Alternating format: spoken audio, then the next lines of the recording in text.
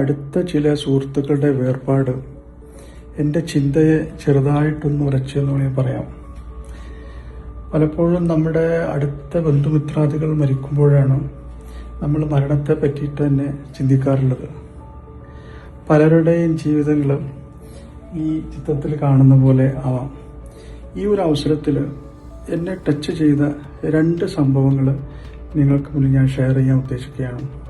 മരണം ഉറപ്പിച്ചൊരു മനുഷ്യന് മരിക്കുന്നതിൻ്റെ തൊട്ട് മുമ്പ് നടത്തിയൊരു ഫംഗ്ഷൻ ഉണ്ട്. അങ്ങനത്തെ ഏതെങ്കിലും ഫംഗ്ഷനിൽ നിങ്ങൾ പങ്കെടുത്തിട്ടുണ്ടോ? ഞാൻ പങ്കെടുത്തിട്ടുണ്ട്.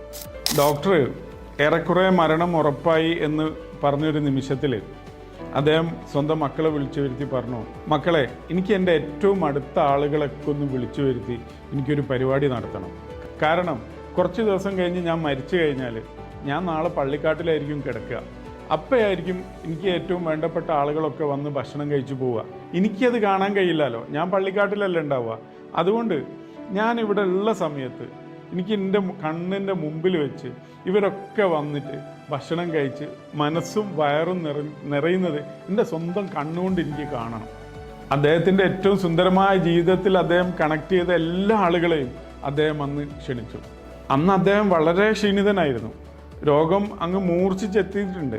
എന്നിരുന്നാലും അന്ന് വന്ന എല്ലാവരെയും അദ്ദേഹത്തിന് നേരിട്ട് തന്നെ കാണണമായിരുന്നു, നേരിട്ട് തന്നെ അവരെ സ്വീകരിക്കണമായിരുന്നു. എല്ലാ മനുഷ്യരെയും അദ്ദേഹം നേരിട്ട് തന്നെ സ്വീകരിച്ചു. സ്നേഹത്തോടെ സന്തോഷത്തോടു കൂടി എല്ലാവരും അദ്ദേഹം യാത്ര അയച്ചു. ആ മനുഷ്യൻ നമുക്ക് തന്നൊരു പാഠമുണ്ട്. നമ്മൾ ഏറ്റവും സുന്ദരമായിട്ട് സ്വീകരിക്കാൻ പഠിക്കേണ്ടത് നമ്മുടെ മരണത്തെയാണ്. പ്രാർത്ഥനാ ജീവിതം നയിക്കാൻ ഒരു അച്ഛനാകണമെന്നോ സന്യാസിയാകണമെന്നോ സന്യാസിനിയാകണമെന്നോ ആവശ്യമില്ല. ഇന്ന് അങ്ങനെ ഒരു തെറ്റിദ്ധാരണയുണ്ട്. Spirituality is all about copying and pasting the life of those consecrated people. ആത്മീയരായിരിക്കുക എന്ന് പറഞ്ഞാൽ അച്ഛന്മാരും കന്യാസ്ത്രീയമ്മമാരും ഒക്കെ പ്രാർത്ഥിക്കുന്ന പോലെ പ്രാർത്ഥിക്കുക, അതുപോലെ ഫുൾ ടൈമേഴ്സ് ആകുക, അങ്ങനെയൊന്നുമില്ല. നിങ്ങൾ ആയിരിക്കുന്ന ഇടങ്ങളിൽ നിങ്ങളുടെ സാഹചര്യത്തിന് ഇണങ്ങുന്ന രീതിയിൽ ദൈവവിചാരം ഉണ്ടായിരിക്കുക, ഒരു പ്രാർത്ഥന ഉണ്ടായിരിക്കുക, ഒരു ആലോചന ഉണ്ടായിരിക്കുക, അത്രയൊക്കെ മതി. നമ്മൾ ആരുടെയെങ്കിലും അടുത്ത് ചെലവഴിക്കുന്ന സമയമല്ലേ അവരുമായിട്ടുള്ള ഇൻറ്റിമസി കൂട്ടുന്നത്? വിദൂരതയിലായിരുന്നു കൊണ്ട് നമുക്കതിന് കഴിയില്ലല്ലോ.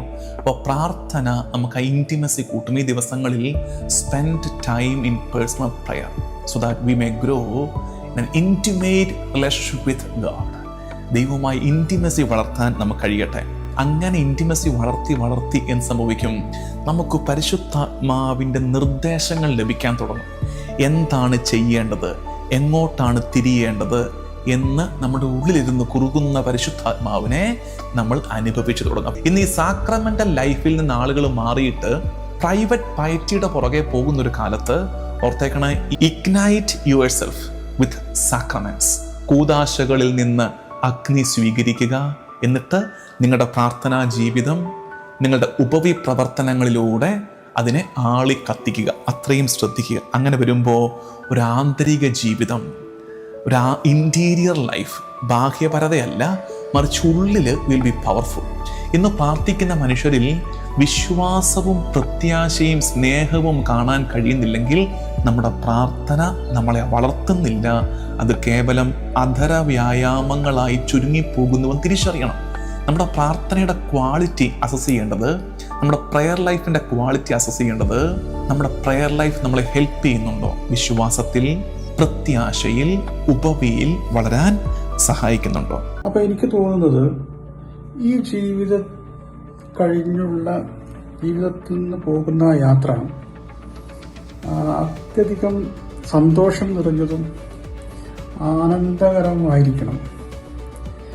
പലപ്പോഴും പല ആളുകളുടെയും ജീവിതം ഈ ചിത്രത്തിൽ കാണുന്ന പോലെ തുടക്കത്തിൽ വളരെ കളർഫുള്ളായിട്ട് വരാം. പലരും വളരെ പീക്കിലേക്ക് പോകുന്നുണ്ടാവാം.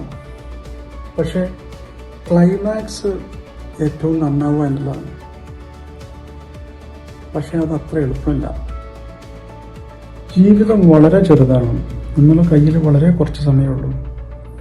ഉള്ള സമയം നല്ല കാര്യത്തിന് ബുദ്ധിപരമായിട്ട് ഉപയോഗപ്പെടുത്താൻ ശ്രമിക്കുക.